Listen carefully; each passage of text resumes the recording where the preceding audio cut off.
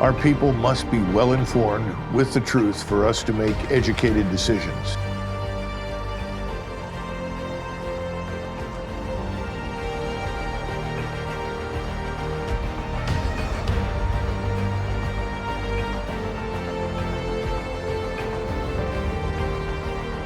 It's time to take our nation back. War. War is the scourge of mankind. Winston Churchill once said that men were the only animals on the planet that periodically set out to kill each other. The wars of the 20th century killed more than 100 million people. In World War I, most of the deaths were military, that is, soldiers died.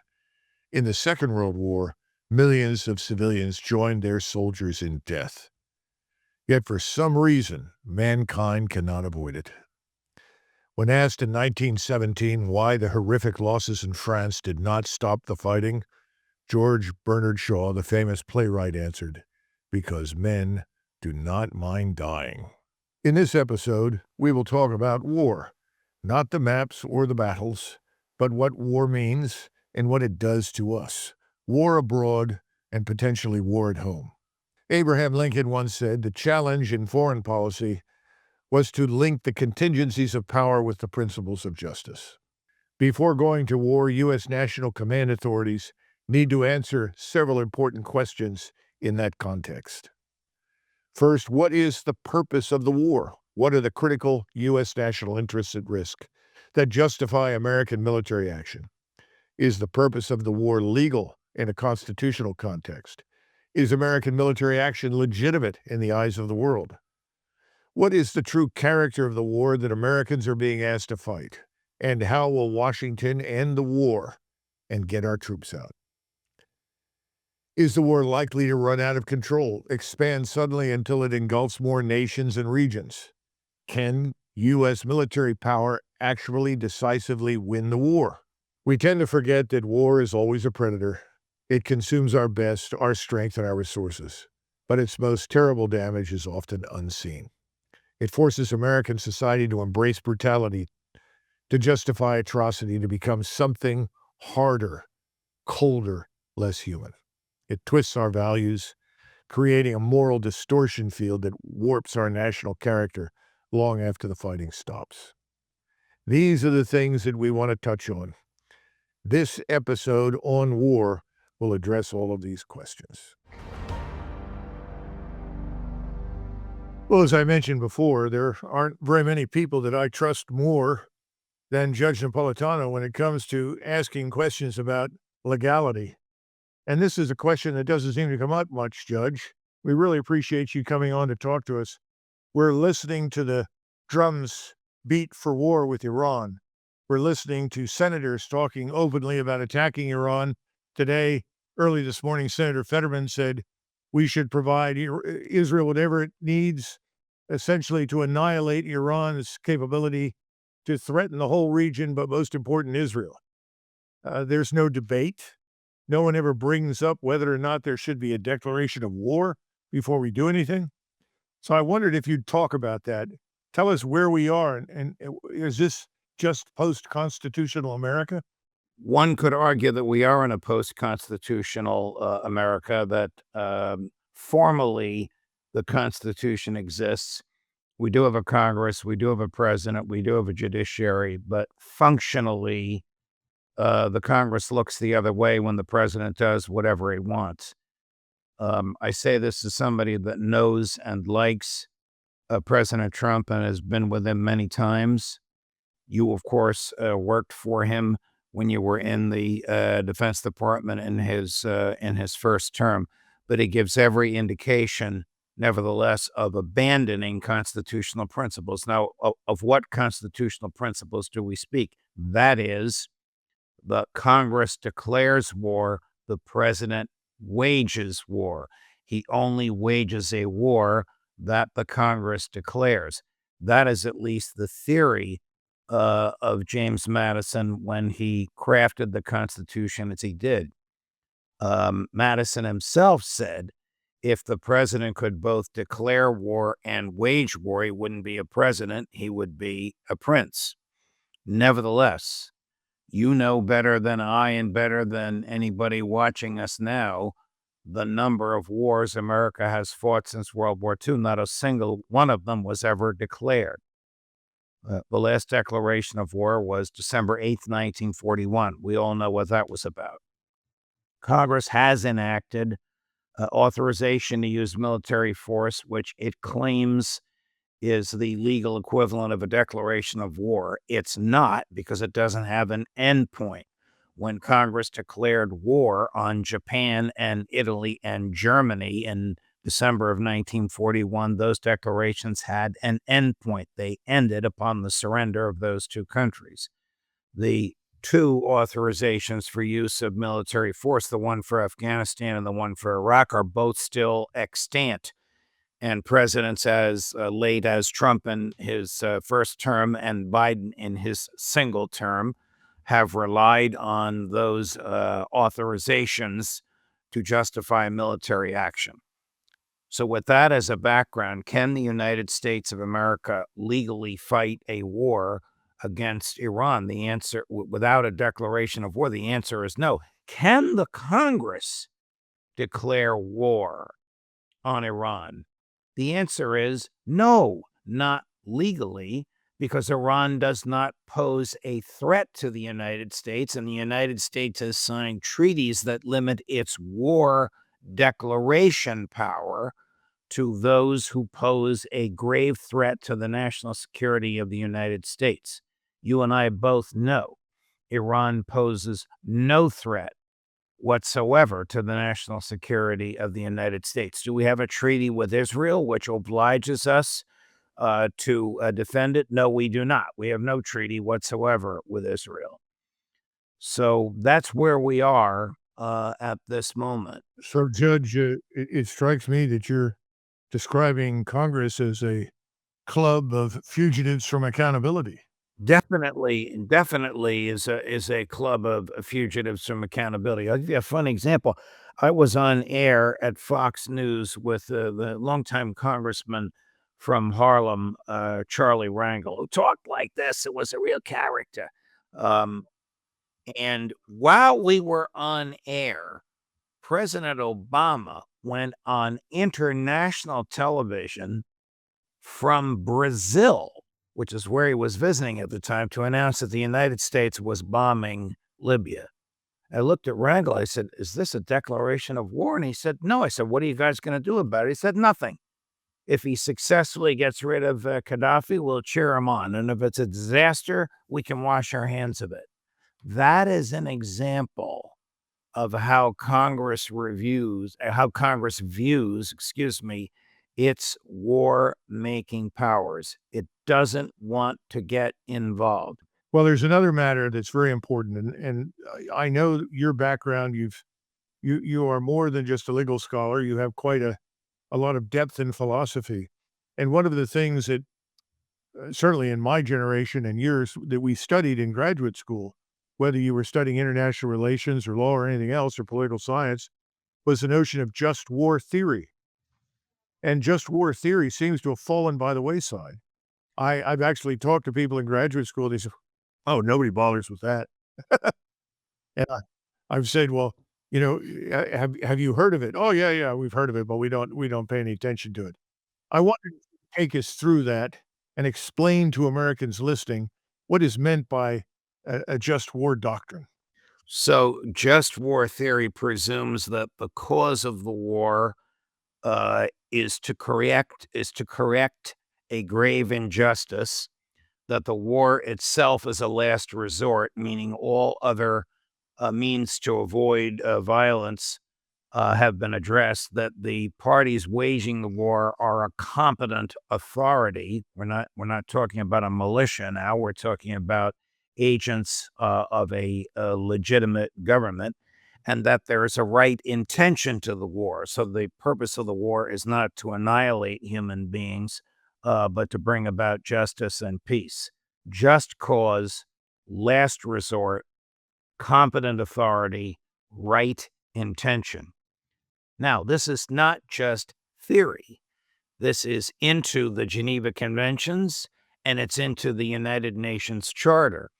So if a nation has signed onto the Geneva Conventions, which Israel, Iran, Ukraine, Russia have, if a nation has signed onto the UN Charter, which is a treaty ratified by all those countries, including the United States, it is at least theoretically under international law bound by those 4 points: just cause, last resort, competent authority, right, intention.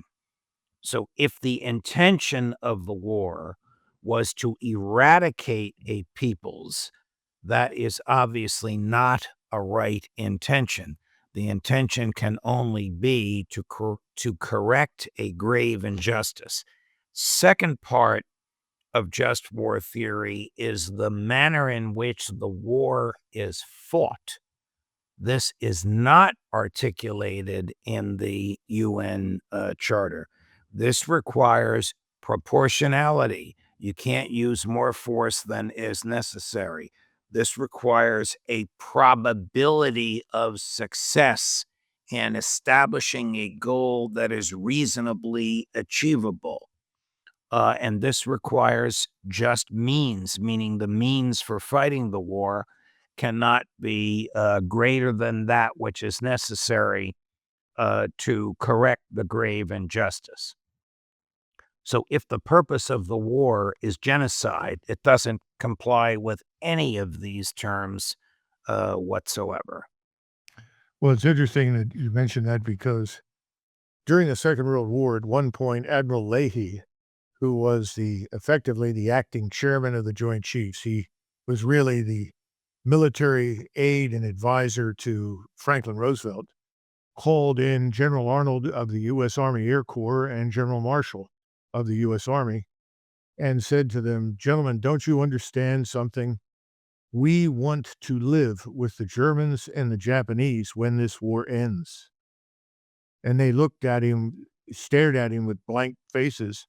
He said, "What I'm talking about is the bombing campaigns. You are killing vast numbers of people who, frankly, are irrelevant to the war effort. These people have families. These people have long memories. We don't want to have to fight them for years. We don't want to have bad relations in the future as a result. You've got to curb this bombing campaign." Well, this was really foreign to them because the instructions they thought they had from the president were to essentially flatten Germany, flatten Japan, end the war. Now, in retrospect, we got all these studies that say bombing made things worse. That while it did some good, it hurt the Germans in terms of gasoline, petroleum, oil products, and so forth, even though they were able to overcome some of that. But in the final analysis, war production in the country continued to increase until the war ended. So killing all of these people in these various areas didn't help matters. It actually strengthened support for the regime in Tokyo and for the regime in Berlin. But that seems to have gone by the wayside because we did something very similar to that in Vietnam, did we not? Yes, we did. We used napalm to burn villages and destroy cities and towns. The carpet bombing, you know history better than I do. The carpet bombing of Dresden and Munich and the other cities in Germany was profoundly immoral and profoundly unlawful. That was expressly authorized by Churchill and FDR. What the Israeli Defense Forces are doing in Gaza violates every single one of these principles. And if the United States of America were to attack Tehran, it would violate all of these principles because there is no just cause. There is no effort to avoid this and make war a last resort. There isn't even any right intention. The intention in there is to make sure that the Israelis are the only people, even if unlawfully, in the area to have a nuclear weapon. So I don't know where any of this is going to go, Colonel. If I had to predict, it would be that under the presidency of Donald Trump, the Congress looks the other way, just as it has been looking the other way during his first 100 some odd days in office as he usurps power from them via his signing his name on executive orders. Judge, I don't think anybody could have summed up the situation better than you. I think you're right. And all of us in this country are condemned to be bystanders at the decision-making process that's out of our hands because the people that represent us have decided to do what you described, look the other way. People that represent us in the Congress are largely controlled by the donor class in America that has financed their campaigns, that gave Prime Minister Netanyahu, a war criminal, 58 standing ovations in a 56-minute address. There is no reason to believe that if President Trump were to ask for a declaration of war, these people would vote however the donor class wanted them to. It's the absolute perversion of democracy by money. Right. No, as I said, you've eloquently stated the problem.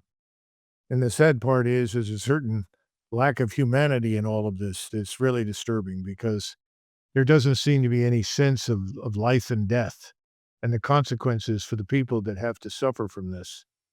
There's also the danger with this new war, as you know, it could easily spread and find its way here to the United States. Hopefully, Americans will think about that. Hopefully, Americans will think about it, and hopefully there will be a great debate, because if there is a great debate, it'll become obvious to any clear-thinking person that there is no a national security basis whatsoever for attacking Iran. And the demands that the United States negotiators are making on Iran in order to satisfy Prime Minister Netanyahu are so unrealistic, Iran would never accept them. That Iran should become like Libya, I'm quoting Prime Minister Netanyahu, totally defenseless, not only without nuclear weapons, but without the ability to defend itself whatsoever. Why should it do that when it has a bellicose neighbor whose history of bellicosity is unrivaled in the post-World War II era, and who has nuclear weapons, which they threaten to use? I suppose the choice for everyone who is opposed to them is suicide or suicide. That's it, because there's no in between. There is no negotiated outcome. Either you submit unconditionally or we will destroy you. It's the kind of thing that Genghis Khan did. It's not the sort of thing that we want to practice today or that we should support. Judge, thank you so much. Appreciate it. And talk to you soon. It's a pleasure, Colonel. Thank you for having me on your show. You know, now we're going to talk to a man who's been through it. This is a man with 13 years of experience in the Army and the Marines. He's also a combat veteran. His name is Dan McKnight, and he's the chairman of Bring Our Troops Home. What a great idea. I love it when the title tells you exactly what the organization is about. Okay, so Dan, you're here to talk with us, and we want to know first and foremost about the organization and what's behind it. Would you tell us? Absolutely. Thanks for having me on. The organization, we're in our 6th year. We started in 2019 when we had a president who was talking about not starting new wars, and a bunch of combat veterans from the global war on terror. We got together and decided to go to D.C. and plead our case to our congressmen and senators, asking them to use this opportunity with a commander-in-chief that wasn't talking about new wars to maybe even bring troops home. And every single senator and congressman we met with politely took a picture with us and told us that they support the troops. They even pointed to the yellow ribbon on their door. And then they turned right around and walked us out the door and continued to support everything of the modern military-industrial complex wanted. And so we decided to take our organization and leave D.C. And we left with 2 goals. One, we wanted to go back to Wyoming and defeat Liz Cheney because she had told us that we would never leave Afghanistan as long as she was in power. And we accomplished that. And then we wanted to find a way for the states to regain their authority over matters of war. The National Guard has become the easy button for our foreign policy. And at the end of the Syrian war last December, I guess not really the technical end, but the fall of the Assad regime, 58% of the boots on the ground in Syria were from the National Guard. And so we found this bill is called Defend the Guard. It's very simple legislation.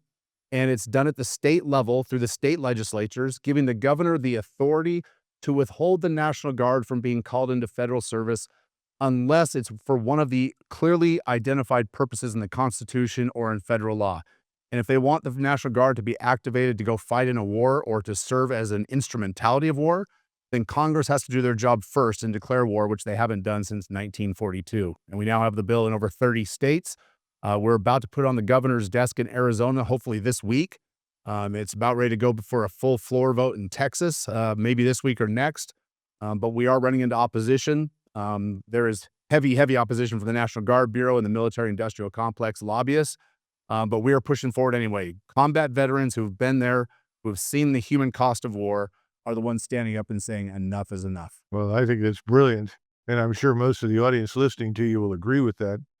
Now, I have to stop for a second and say something I would normally never say, which is that you got to give Liz Cheney credit for one thing. She was honest for a She's change. honest, 100%. She was the only one that She told you the truth. Yeah, what she was going to do. The rest are very much like her, let's face it, but they don't tell the truth. You know, right now, people are wondering what's going to happen with regard to Iran.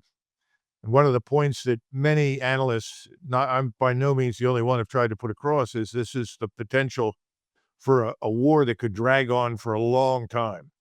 And it would inevitably result in some sort of pressure to invade the country. Yep. We should have learned by now, and I think we've had a recent lesson with the bombing of the Houthis, that you're not going to get very far unless you're willing to go in on the ground and root out the enemy. Now, I'm not somebody who thinks that's what we should consider doing anywhere in the Middle East. I think we did a lot of that, and it didn't work out very well for reasons that have nothing to do with soldiers, sailors, airmen, or Marines, and everything to do with the people at the top who can't define an attainable objective and make it real. But tell us something. You're talking to lots of people.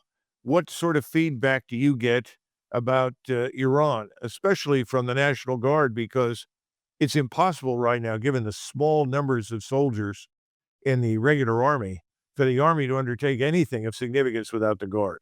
No, absolutely. And, in the height of the global war on terror, when we were fighting in multiple countries, the National Guard made up about 50% of the boots on the ground in that global war. And in order for us to invade Iran, we would need a massive ground force. I think you know this as a former armor commander. You know that there has to be a ground invasion. Iran is a geographical oddity. You can't just fight from the coast. You can't fight from the air. You'd have to have a massive ground invasion. And there was an interesting article put out by a colonel, and I can't remember his name, from the Marine Corps about a week and a half ago, talking about how the Marines are no longer equipped to be that expeditionary amphibious warfare group because they've been doing these static wars and fighting and clearing streets in Ramadi and Iraq and Afghanistan. They're no longer equipped to overtake a country from the sea and provide that ground security for the United States military to come in and clean up the end of a war. And so if our expeditionary amphibious forces, the Marine Corps, are elite, aren't able to do that, what makes anybody think that we would be able to go into Iran and take over a massive country and do it without the use of the state and militia, the National Guard, because the active duty military is so overspent. They're so depleted. They're so spread out. I think there's 50-ish, maybe 60,000 troops within striking distance of Iran in the Middle East right now on anywhere from 20 to 40 bases, depending on whose numbers you look at. And what's funny is on those bases, they're permanently stocked and staffed by National Guard troops on rotation. And so the National Guard has become this easy button. And you've been one of the clearest voices, Colonel, talking about how U.S. foreign policy is often hijacked by special interests, particularly the influence of foreign lobbies and the military-industrial complex. And I agree with your assessment. And that's one of the reasons that we're pushing this Defend the Guard legislation. This law would not ban the deployments or tie the president's hands in any way. It would simply say that the National Guard troops can't be sent into combat without a declaration of war from Congress. And you know this, I know this, and I think most of America know this.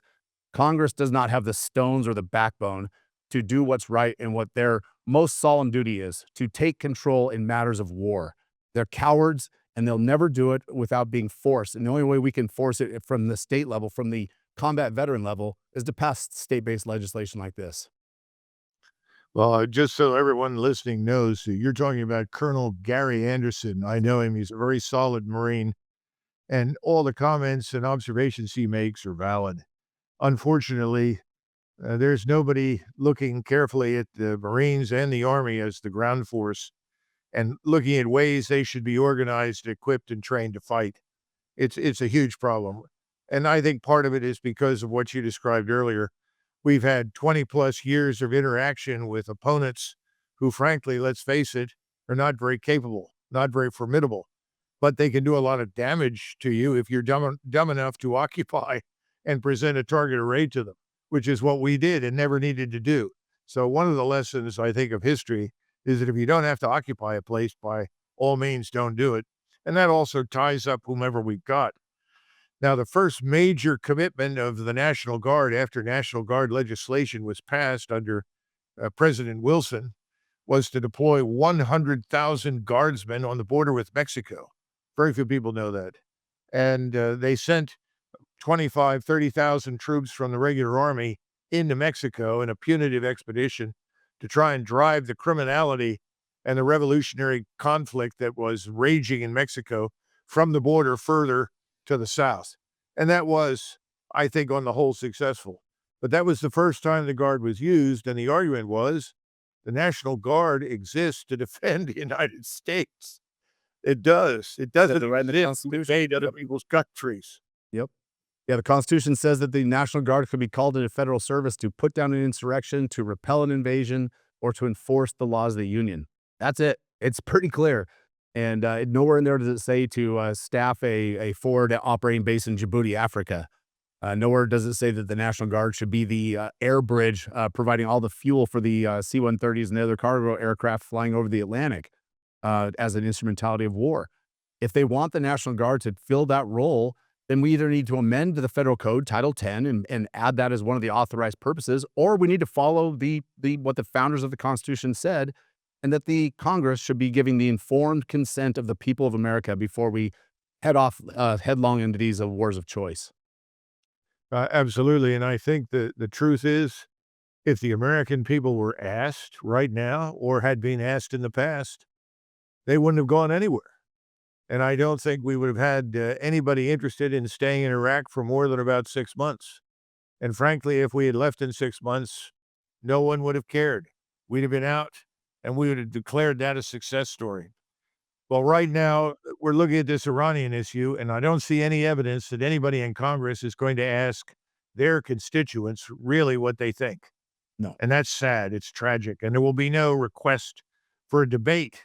Usually, at least historically in the United States, before we did something, there was a debate in the Senate and the House. We don't expect to see any debate at this point. No, absolutely not. I think the last time we even considered a declaration of war would have been for Iraq, and Congressman Ron Paul brought the declaration of war to the Congress himself and said, I will present this because this is the right way. I will vote against it, but we're going to do this the right way. And they laughed him out of the room. And then when Obama went in 2014 and asked for authorization for the war in Syria, Congress told him, no, we're not going to give you that authorization. We're war weary from Iraq and from the expansion of that war. And what did Obama do? He went anyway. And so we've made a mockery of the war powers, which the founding fathers spent more time deliberating the war powers than any other part of the Constitution.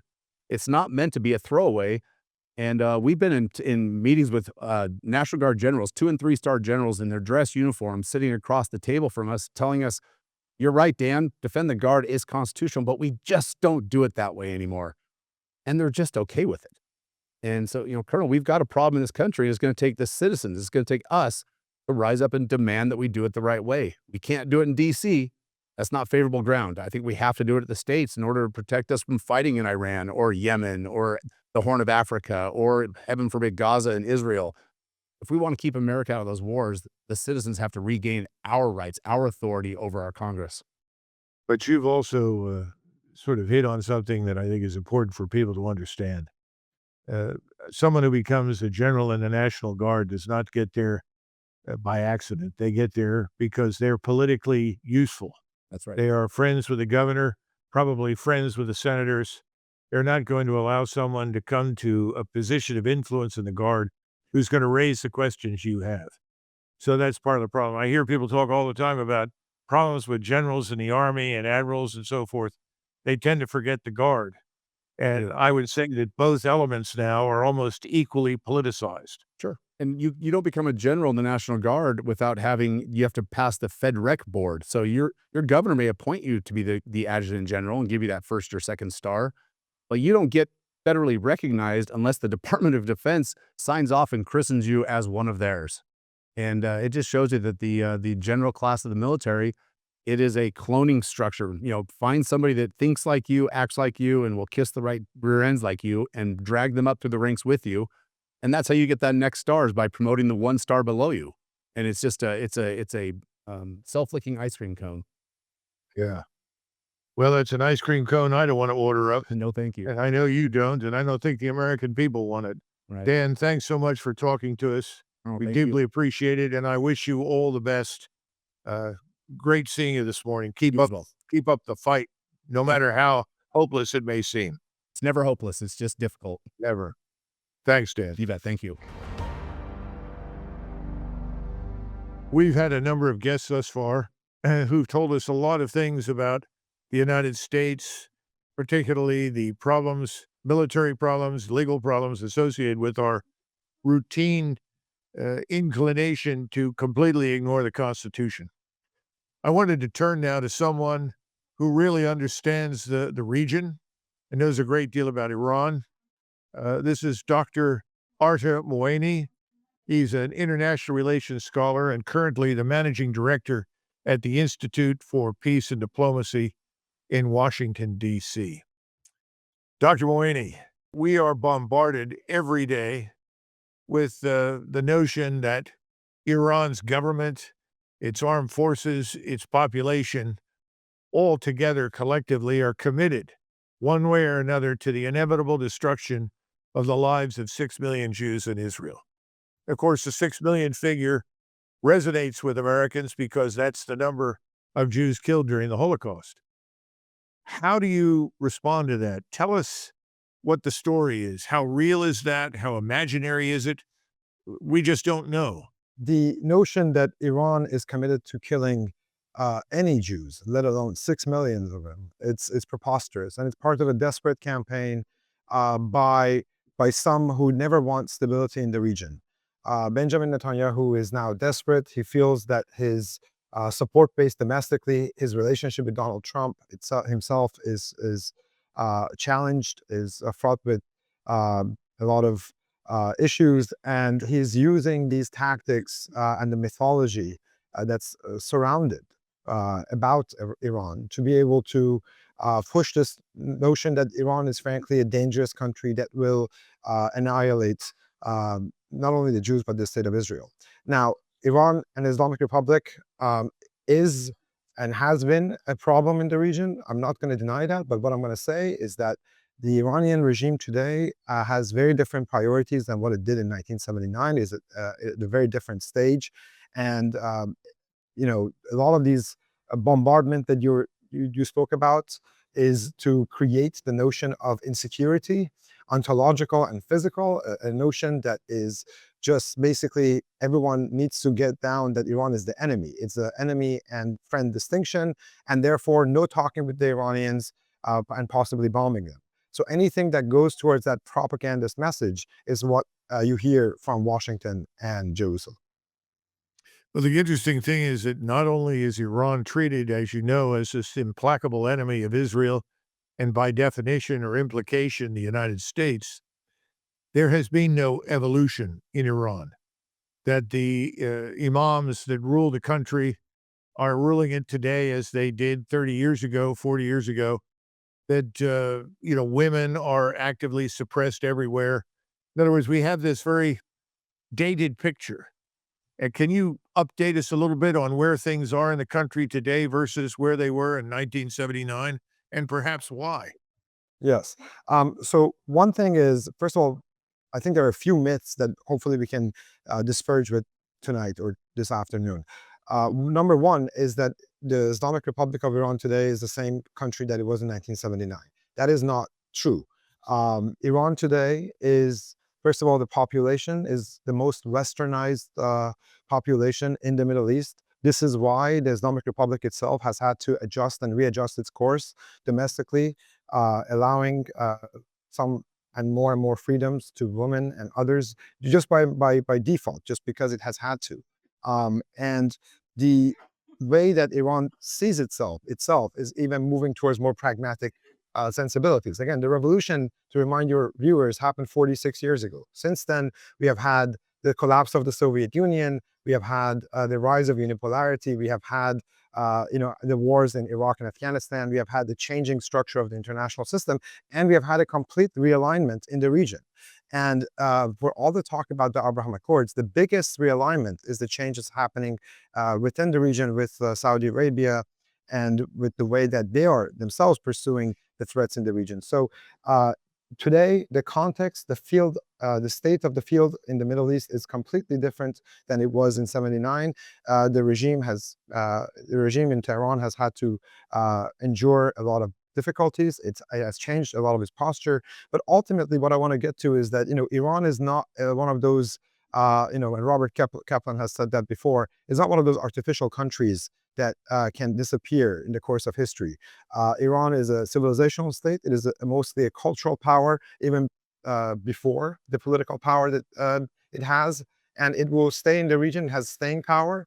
So our approach to Iran cannot be our approach to smaller states. We have to understand Iran as we would Russia, as we would India, as we would these civilizational and cultural powers. I think that's a very good way to look at Iran at the moment. By the way, in connection with Saudi Arabia, it's been announced that the Saudis talked to President Trump and indicated that they would like to develop nuclear power, potentially a nuclear weapon. And thus far, that has always been rejected by the United States on the grounds that Saudi Arabia first had to recognize the legitimacy of the state of Israel. It turns out that he's decided that's no longer required. Now, many are wondering what that means, because President Trump has flip-flopped a number of times on various issues. So we don't really know what that means for Israel at this point. But is there any reason why that would be objectionable to Iran, or how would Iran treat that development? I mean, I think Iran takes, for better or for worse, the sort of the parameters of the NPT, the Non-Proliferation Agreement, the Non-Proliferation Treaty, very seriously, in the sense that it sees its sovereign rights as part of that. And so Iran has been arguing that it has the right for civilian nuclear power and wants to develop nuclear fuel cycle. And so it can't turn around and say, our neighbors can't have it if you're Tehran. So I think that Iran will be comfortable with that if there's an understanding that Iran itself will be able to have its own domestic nuclear fuel cycle. And I believe that there's a lot of misconceptions, and that's the myth number two. The first myth was Iran today is the same as Iran it was in 1979.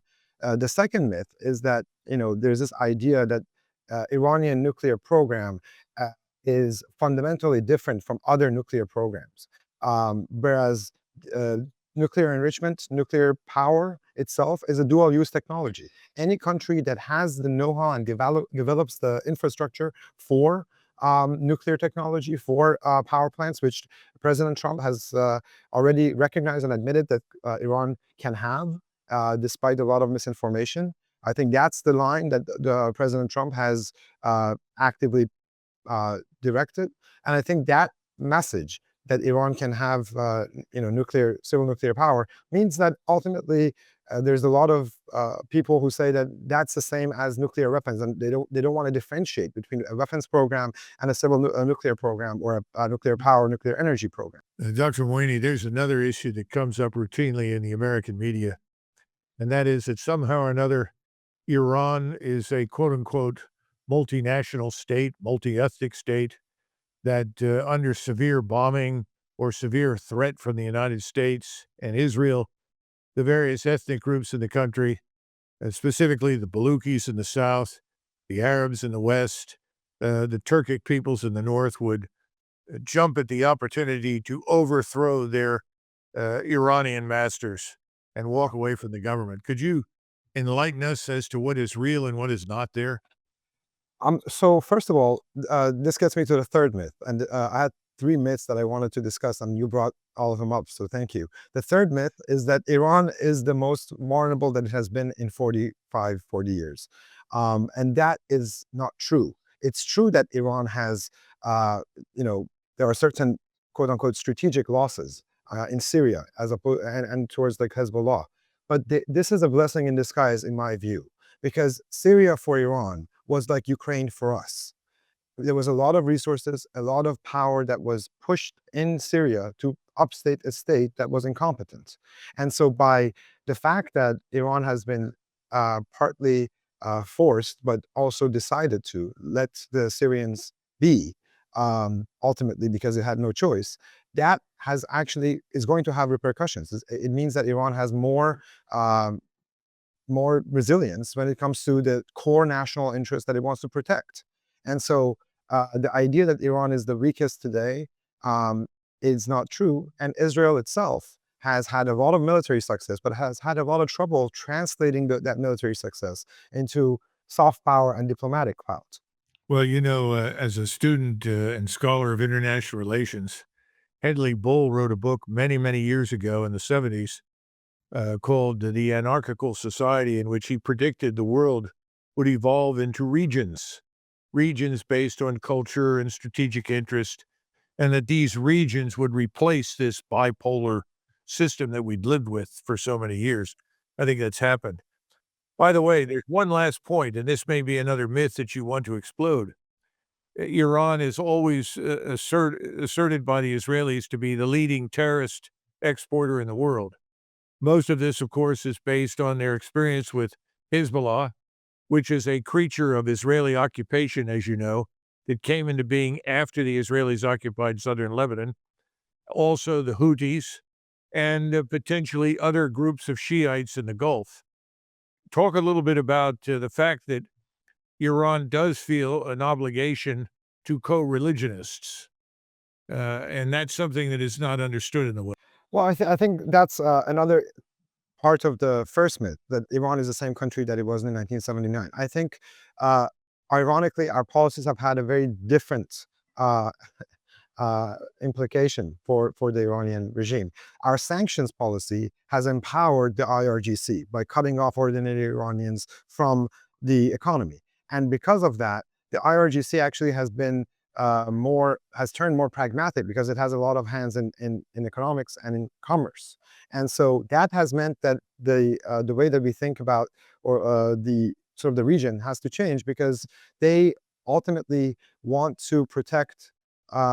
They realized that they need to have the access to a strong economy, and that's something that a new group in Iran is increasingly for. Well, if I could interrupt for 1 second, just for the majority of viewers so they understand, the IRGC is the Iranian Revolutionary Guard Corps, and it is the both military and paramilitary arm of the government that is distinct and separate from the Iranian armed forces.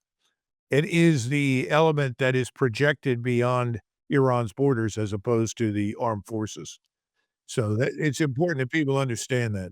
Yeah, yeah, and thank you for that. I think that the IRGC is also increasingly a commercial and infrastructural power in Iran. It controls a big chunk of the Iranian economy, much larger than it did even 10 years ago, a lot of it because of sanctions. And the result of that is that when you have a lot of money in your hand and you're the middleman and you're doing projects, you become more pragmatic. So one of the changes, in fact, is that I think that part of this new nuclear negotiations has to be about that as well, in which America talks to the Iranians about the new realities. And Iran does not have the same interest in proxies that it did in the past. It needs to be pushed towards the direction of cutting off some of these proxies. I mean, Syria has already happened. Hezbollah ties in Iran are much weaker. I think there are certain red lines. Iraq is a red line. So we have to understand that have a sense of strategic realism, as J.D. Vance said, Vice President Vance, or understand that we need to have a strategic empathy about the red lines of our rivals and adversaries. And for the Iranians, there are two issues. They need to be able to domestically enrich for a nuclear fuel cycle that's domestic, and they are not going to give up influence and suzerainty over Iraq. In view of what's happening in Gaza and what has already happened, do you really think that there could be peace in the region? And the reason I ask that is that there is this Greater Israel Project, which is inextricably intertwined with the mass murder in Gaza and potentially violence and murder in the West Bank. So, how do you arrive at a condition of cooperation, coexistence as an Israeli with the rest of the region while these things go on? So I want to separate this is my view. I want to separate Benjamin Netanyahu from the long-term interests of Israel. I believe that Benjamin Netanyahu and his projects, his anti-Iranian vitriol has a very different trajectory than what's good for the interests of Israel. I think America and Israel will remain friends. I don't think that will continue under the Benjamin Netanyahu's government. I think there will be a change. But I think long-term trends in the region dictate something very different. We didn't speak much about Turkey, but I think the rise, what we saw in Syria and what we're seeing in the region is the rise of a revisionist Turkey that's far more Ottomanist or neo-Ottomanist, if you would like it. And the region that the West Asian, East Mediterranean region that historically Turkey or the government from Ankara has controlled has been the region that Israel also wants to control. So there is a lot of tension on the horizon between Israel and Turkey. Where can people find you, find your work, so they can listen to you in the future? Thank you so much. I have a Twitter account at Arta Moini. The name is at the bottom of the screen, ARTAMOEINI. We also have the website peacediplomacy.org. It's a nonpartisan think tank, a realist think tank. We care only about interest and how states tick based on interest. So if you like the less values-based foreign policy, a more America first foreign policy, and more of strategic empathy, please follow us at peacediplomacy.org. And you can also read some of our more essayist or more philosophical pieces at agonmag.com. Thank you. Okay, great. Well, thanks so much for joining us. We appreciate it, and we look forward to hearing from you in the future. Thank you so much, Doug. It's a pleasure to be here. Today, we're talking to Congressman Andy Biggs from Arizona. He's the chairman of the Freedom Caucus. He's been in office since 2017. He has a long record of success as an attorney, a prosecutor, state senate. But what we want to talk to him about today is very, very simply war. A lot of us in this organization, Our Country, Our Choice, worry about waking up tomorrow morning and discovering that we're bombing Iran or someone else. And we were kind of interested to know, from your standpoint, Congressman, what's happening on the Hill? What's the pulse? What do people think? Is anybody debating anything? As you know, this place is famous for having a lot of activity surrounding stasis, and that's really kind of where we are. I liken it to flies that are attacking a pile of cow manure, because there's a lot of busyness around there, and whatever's taking place is very slow, warm, and smells bad, and that's kind of what's happening here. So when we start talking about serious questions like war and international relations and what should happen, uh, there remains very little real action here on Capitol Hill. Well, many years ago, a congressman named Rangel was asked, what do you do with the War Powers Act, and why haven't you ever declared war? And he said, well, it's like this. We let the president do what he wants. If he's successful, we cheer him. If he's not, well, then we condemn him. But in any case, it's not our problem. It's not our responsibility. Are you telling me that most people up there are just fugitives from accountability? Oh, 100%, 100%. So, I formed with Rokon of California the War Powers Act to basically get rid of all the acts that have been implemented, but particularly post 9/11, right? The two acts there. And then I've also co-sponsored the official peace declaration on the Korean Peninsula, because I think that would be actually very helpful. And it would actually perhaps normalize both South Korea and give some impetus to normalize North Korea. But when you talk about, I'm going to give you a story to go back to your question, which was, are there a lot of risk avoiders here? Yes, this place is filled with risk avoiders, and it's been so for a long time. So I remember listening when you remember the American with Disabilities Act, when that came down, it was filled with ambiguous terms and phrases, and I was listening to an interview of a member of Congress, and the reporter said, "Well, one of the criticisms is you guys didn't, with any degree of specificity, um, determine what certain terms mean, what the penalties should be, and how to do with that." And the individual said, there was a congressman responded and said, "We are handing that off to the courts," kind of what Rangel said, because, um, that way, he said, "we have someone to blame if this gets misinterpreted from what we each individually would want." And so that's really what it is this fear of standing up and saying, "I believe in X. Here's what I'm doing to further X." People around here often say, "I campaigned on X, and if X happens, that's great. If it doesn't happen, it's great, but somebody else is gonna get the blame." And that's how these people try to stay in Congress.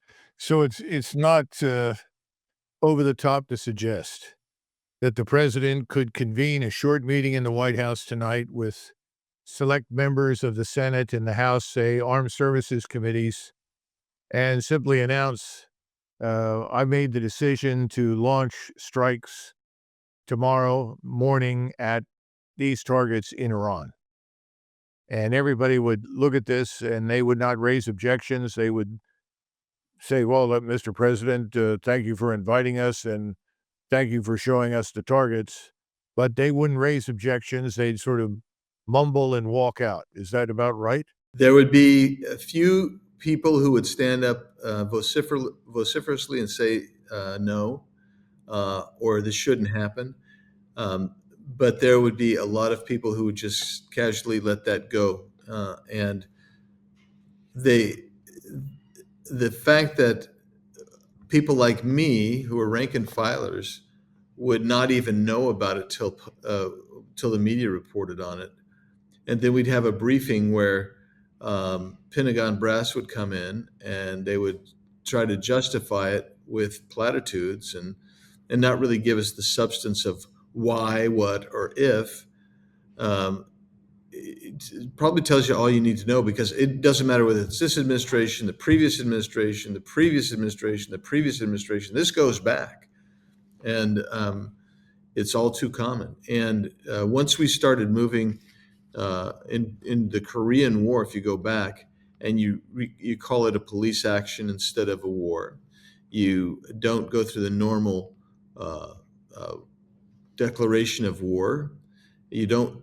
The executive office doesn't start making the case why we need to go to war. Congress is not voting to put all of our resources behind it. Then you get the Korean War, which some people call the Forgotten War, or you get Vietnam, which was a morass, or you get Afghanistan, which goes on for 20 years, and then we leave in an embarrassing way and empower bad guys around the world. In other words, it is a feckless way to do things to avoid accountability to the American public. And I'm a big believer that if you have an emergency situation, I think the Constitution probably contemplates that. But if you're going to take an aggressive act of war, it seems to me that needs to come to Congress first. Oh, absolutely. You get no arguments from us. One quick question to sort of finish this out, because you've raised an important issue. When the Gulf of Tonkin resolution came up for discussion and ultimately for a vote in the Senate, no one in the Joint Chiefs, no one in the Joint Staff per se, made any attempt to clarify anything. There was a lieutenant colonel from the Navy, or lieutenant commander, I think, or commander from the Navy in the Pentagon, who did decide to call a senator on the Hill and say, look, this entire event is fiction. There is nothing to justify this action. Aren't you aware of that? Now, I don't remember who that senator was, but the senator, his response was, I don't think I can stop this. That's the sort of thing that I worry about now. And what you've done is you reassured us that, unfortunately, that condition is unchanged. You haven't had anybody from the military contact you, ask to meet with you under any circumstances and say, I just want to pass along to you the misgivings we have. We're not confident of what we've been asked to do. And I wanted you to know so that you could pass this along to your fellow members. You haven't had anything like that happen. No, this is, and by the way, this is, I haven't been here. I'm not a lifer. I'm leaving after the term, but in the prior administration, we certainly never, received information until whatever had happened had happened. And then, of course, when people do that, it's just reactionary justification, right? It's not proactive justification where you say, we're going to take this act because. Instead, what they're saying is, we took this act because. And at that point, you wonder why they weren't telling us ahead of time that that was the case. Was it because they feared that they couldn't make that case? Was it because it was untrue? Um, and the skeptic in me and many of my colleagues, by the way, many of them it gets really raised.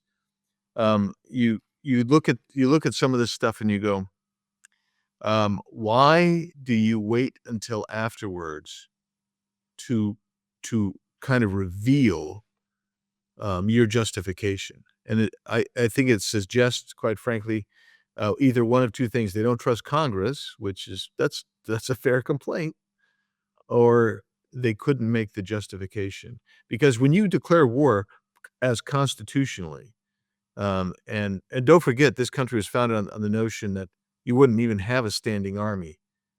You would have a navy, perhaps, but no standing army. But when you look at that and you see where we've come, there's a reason, perhaps, that many nation states around the world are very concerned about our what they perceive to be aggressive. I've never, the more you look at it, you realize perhaps we are overly aggressive.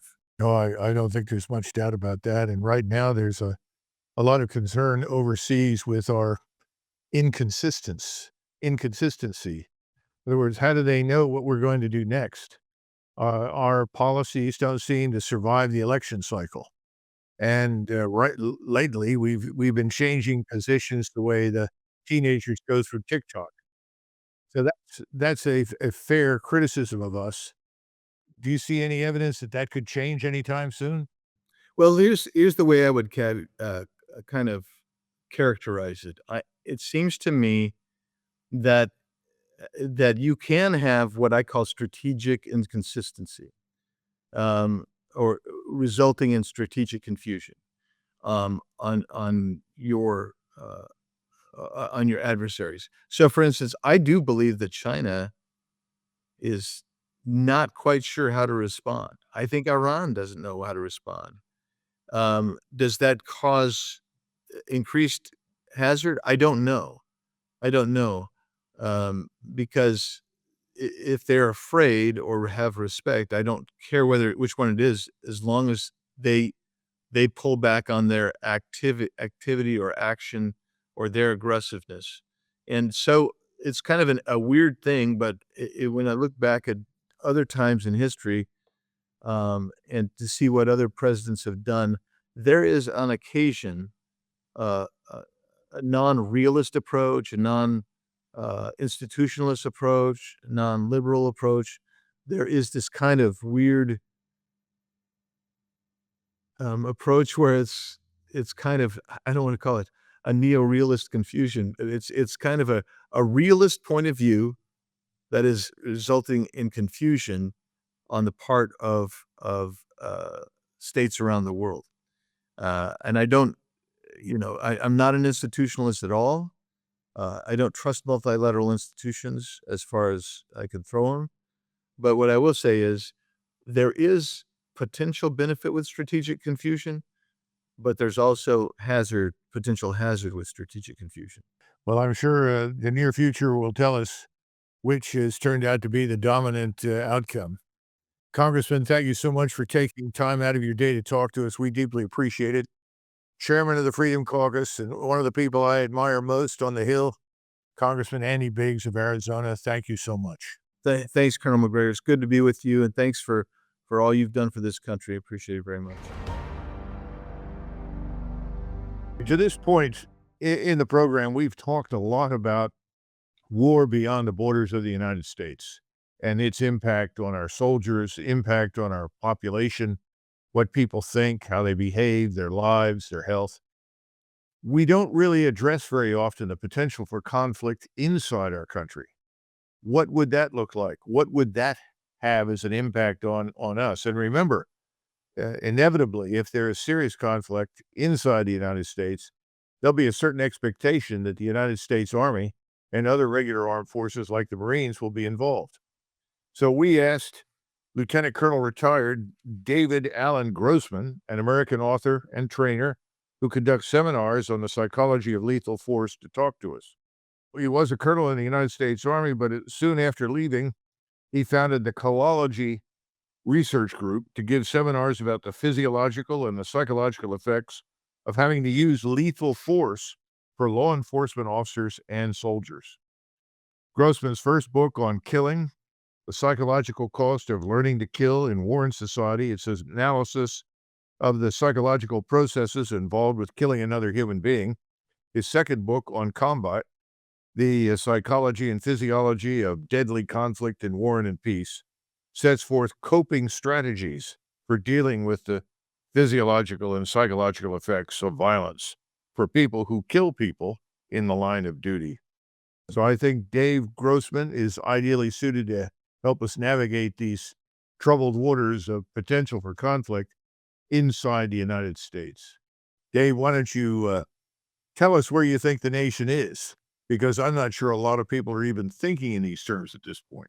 Thanks, Colonel, and I really appreciate the opportunity. Big fan of what you've been doing across the years. The primary thing you're doing is so valuable is the American people need the truth. Now, I'm the only person ever certified to train law enforcement in all 50 states, every federal agency. I retired in December 97. Over 200 days a year, I've been on the road teaching primarily law enforcement, lots of military. And when we talk about crime, we've got to understand that we've been lied to, just totally misrepresented, because we measure the problem in the terms of the murder rate, the number of dead people. And the murder rate's being held down by medical technology. The number of dead people is a lie. If somebody said, your grandpa made 25 cents an hour, this job pays $25 an hour, you make 100 times more than your grandpa. We all see the lie. We all know you got to allow for inflation. But the Pew Research says, yeah, violent crime exploded in 2020, but it's still not as bad as previous years. We've got to understand that medical technology is holding down the violent crime. The number of dead people vastly underrepresents the problem. We got one good data point, a UMass Harvard study, peer-reviewed journal between the 1960s and the 1990s. Medical technology cut the murder rate to a third or quarter would otherwise be. That is, to compare the murders in the 90s to the 60s. You got to multiply the 90s by a factor of 3 or 4. The number of dead people vastly misrepresents the situation. So it's much, much worse than it looks. And with all that said, we had the Ferguson effect. In 2015 and 16, we saw the homicides explode, equal to the worst we have ever seen throughout history. But when we allow for medical technology, the comparison completely breaks down. But then 2020, the George Floyd effect, the Minneapolis effect, we saw the single most horrendous explosion of homicides in the history of our nation. We saw a 30% annual increase in homicides. It's unlike anything we've ever seen before. And it's all about this narrative that the criminals are the good guys and the cops are the bad guys. And no civilization can survive when we tell our citizens that crime is good and law and order is bad. We're seeing evidence for some of the same things being done here inside our country in terms of tactics and behavior that we witnessed in the Middle East. Absolutely. Why don't you explain that? Because I can't see how we on the military side stay out of this fight much longer. we're going to see a dynamic where we've got to devote the kind of resources in the Defense Department to internal defense. The baseline of every civilization is public safety. Maslow's hierarchy of needs, I call it the social contract. The Pharaoh, the Romans, us, here's the contract. You obey the law, you pay your taxes, we'll help keep you safe. If we can't keep them safe, why would they obey your damn law? Pay your damn taxes. So probably the most bizarre thing of all is a comparison between what the cops are reporting, Uniform Crime Report, and the National Crime Victimization Survey. When we take a look at things like aggravated assault, when cops say egg assault's down, and the survey says egg assault is up over 100%, and just year-over-year increase. So this chart alone, that the citizens know things have come unglued. The cops are being assassinated, and they don't go to that part of town. And that part of town don't report crime no more. And that part of town no longer has justice. We're looking at the systematic breakdown of our civilization, and it's not even being reported. We're looking at violence exploded, record number of cops murdered in the line of duty. We're looking at a variation between what's being reported to police on crime and what the citizens are saying in the survey is actually happening. The public needs information. Just like we have inflation-adjusted dollars, we need medically adjusted murders. When we do that, it will absolutely transform the way we see the situation. We've been in Afghanistan for 20 years, and we kept it to hell over there. I got a son with 9 combat tours, spec ops. I got a grandson who's deployed to Kuwait right now. And those boys are doing the best they can over there.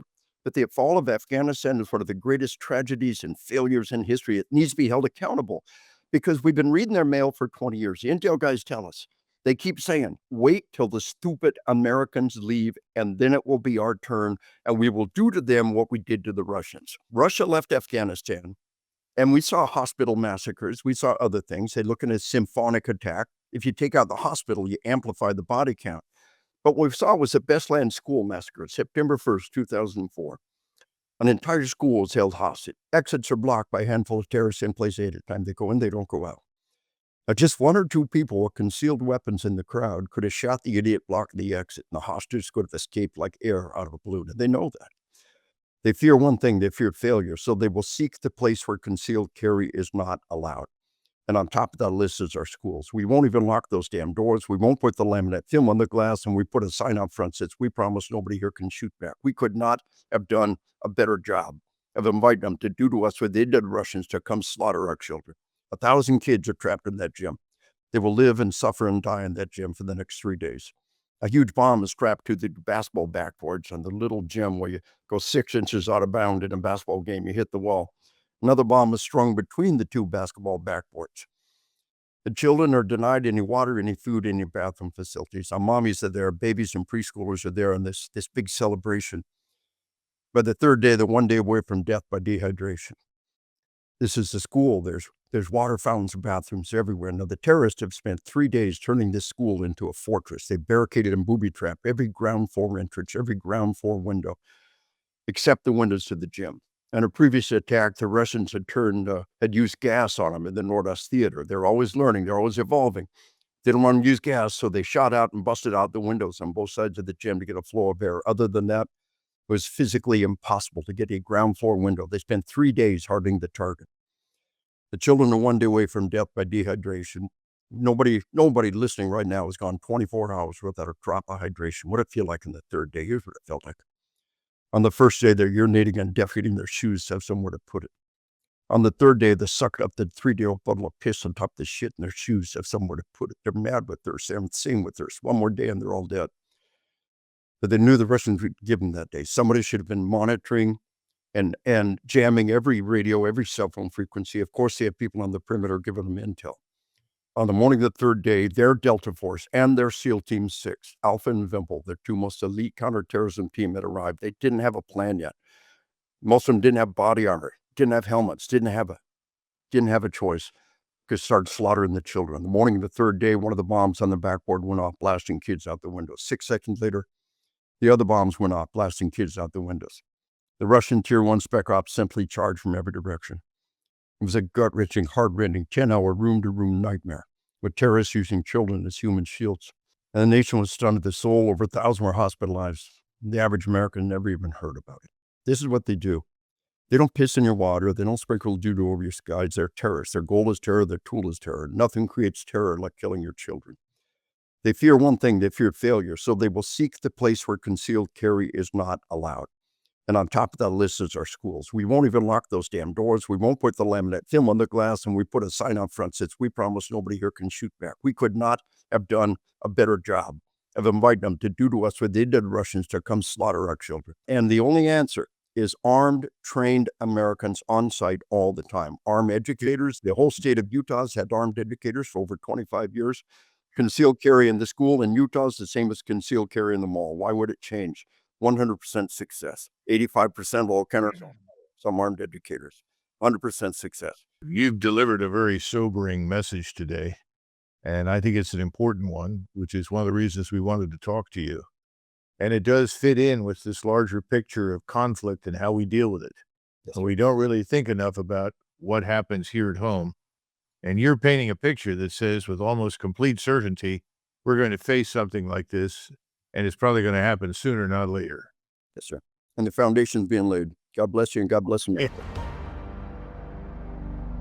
Instead of recognizing the limits of a nation's interests and resources, hubris, bravado, miscalculation, even ignorance in the ranks of politicians and senior military leaders drive millions of people into wars that no one ever wanted or thought was necessary.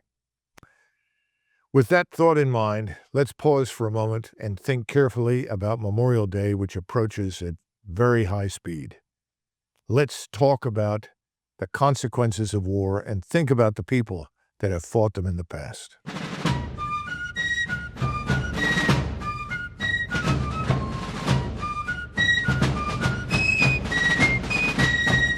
Well, we came to Celebration, Florida for many reasons.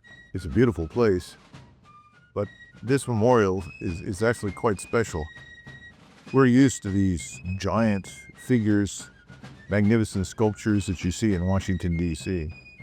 Small towns could never afford that sort of thing, but they absolutely wanted to pay tribute to the men from their community as well as men from all over the country and women whose lives were sacrificed and who came through the terrible trauma of war successfully and came home.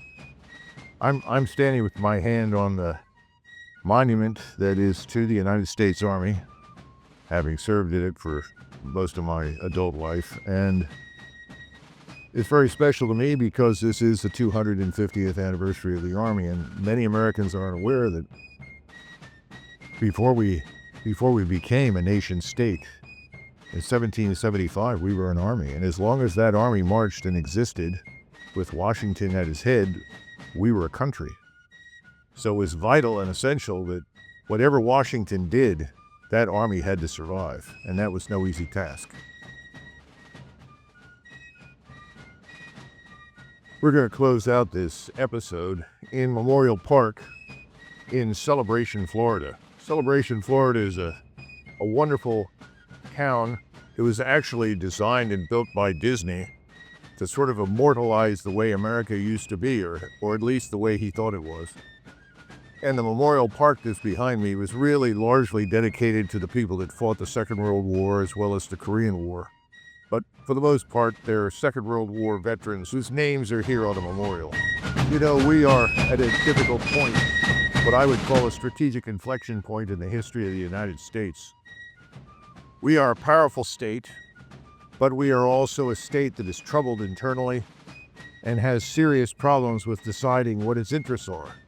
That's important because if we look back at history, most of the wars begin really as a result of vanity and self-deception, self-delusion that ultimately result in actions that should never have been taken.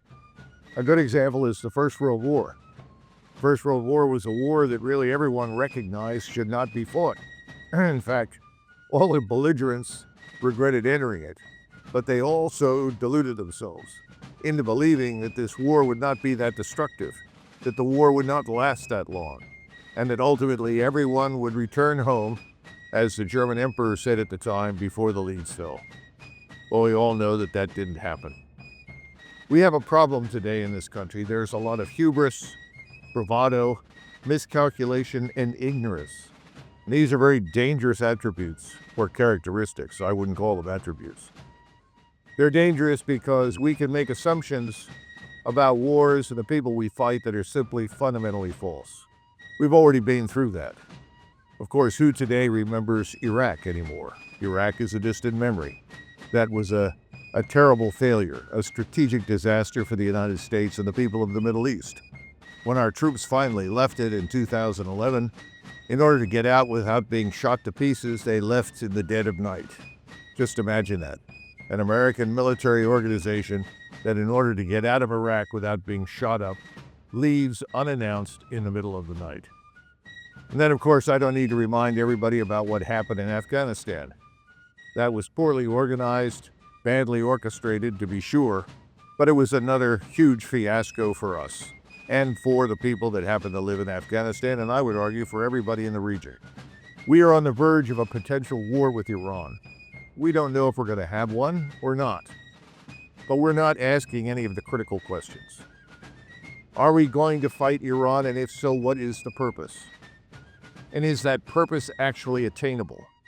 But we need to debate it, and no one's bothering to debate it. Now, there are always lobbies. Some of those lobbies are foreign, as we know with the Israel lobby, and some of them are domestic. We have the defense industries and others. We have lots of people that want war for different kinds of reasons. But is this really what the American people want? Don't they deserve answers? What's the purpose? How do you plan to do it? And what is everything going to look like when you're through? We need to stop and think about where we were in 1941. A lot of people think we weren't prepared to do anything, but that's misleading. In 1932, 1933, when Douglas MacArthur was Chief of Staff, he convened the General Staff and he said, we know that we're going to fight another major war. We don't know where it will be, we don't know who the enemy will be, but we have to have a plan to be ready for it. And so he developed something called the Protective Mobilization Plan. That Protective Mobilization Plan made sure that in 1941, shortly before Pearl Harbor, we had 1.6 million soldiers in uniform. We also had 275,000 airmen ready to fly in whatever place they needed to. Now, it wasn't a pretty picture in the Pacific initially. We had lots to learn. It was tough when we got to Europe. But we need to remember those kinds of numbers. We don't have those numbers. They're not ready. And then we also need to remember that of the 1.6 million, there were 1 million casualties in the United States Army during the Second World War. Now, of course, it wasn't exclusively from that first 1.6 million, and that number climbed to plus 6 million. The reason that's important is we have to understand that war, once again, as we've seen in Ukraine, devours resources. It consumes humanity. It consumes steel. It consumes technology. It destroys economies. Now, Russia was prepared. It rapidly ramped up. It has survived the crucible of war. It is fresh from victory. It is in a position to help Iran, as is China. The Chinese have the largest manufacturing base in the world. They have produced in the last year and a half more ships than we have built since the 1950s. We're not ready for a war that could be regional or even global. We're not even close. And our situation at home is dire. We have to remember there is no victory without sacrifice, and the down payment on victory is always the same. It's American blood. We, at this point in time, should not fight any wars that are unnecessary to fight. This is the time to stop. At some point, it all must end. We should not allow any foreign lobby or any domestic lobby to drive us into a conflict that could consume millions of lives. Millions of Americans need to stand up and register their indignation with Washington and say, no, this is not what we want. And then finally, we're celebrating the United States Army's 250th birthday on 14 June. The United States Army, which is now roughly 450,000 men that are hard-pressed to even recruit for. This is not the time for a war. So, my Americans, my countrymen, think about these things. And remember back to Vietnam. Remember back to Iraq. Remember back to all of the places we've been where we have not done well because we didn't think through the key questions that I mentioned earlier. What's the purpose? How do we do it? And what's it going to look like when it's over? Don't listen to people that say, oh, we have a moral obligation. We have no moral obligations whatsoever in the Middle East to attack anybody. We do have a moral obligation to stand up against what's happening in Gaza. And I hope more and more Americans will realize that this terrible event in Gaza is a stain on the honor of our country. We should not be supporting it. We have a tough road ahead of us. There's no guarantee we'll get through the next several months without being dragged into a war in the Middle East or potentially elsewhere. Thanks for listening. God bless you, your families, and God bless the United States of America.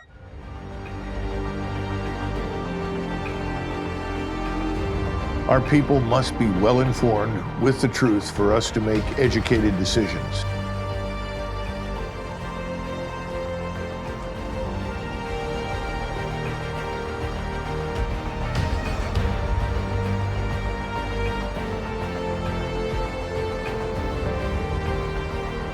It's time to take our nation back.